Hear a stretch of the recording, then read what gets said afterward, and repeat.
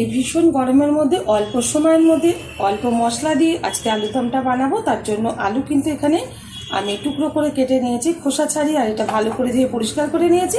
এখন আমি আলুর দমটা বানিয়ে নিচ্ছি। আলুর দমটা বানানোর জন্য ওভেনে কড়াই বসিয়ে দিয়ে দিয়েছি কিছুটা পরিমাণে তেল। তেলটা গরম হয়ে গেছে, তেলের মধ্যে দিয়ে দিচ্ছি গোটা জিরে, দিয়ে দেবো কুচিয়ে রাখা পেঁয়াজ। ভালোভাবে পেঁয়াজটা ভেজে নেব।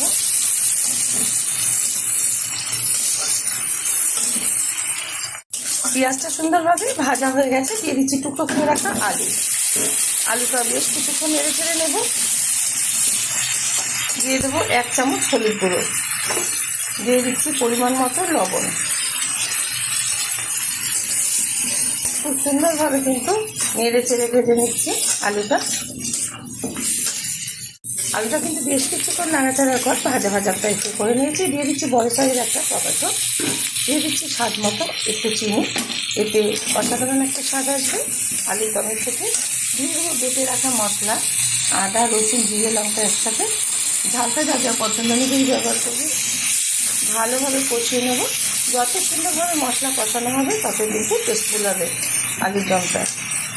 মশলার সাথে আলুটা কিন্তু খুব সুন্দরভাবে কষিয়ে নিয়েছি। দিয়ে দিচ্ছি এর মধ্যে এখন থেতো করে রাখা এলাচ, এর ফ্লেভারটা ভীষণ ভালো আসবে।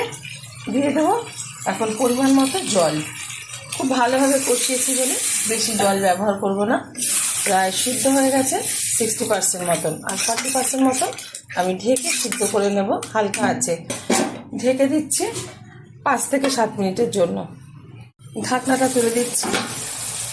আলুর দমটা কিন্তু হয়ে গেছে, নামিয়ে নিচ্ছি। আর গরম গরম ফ্রাইড রাইসের সাথে এখন সার্ভ করব। আপনারা অবশ্যই ট্রাই করবেন।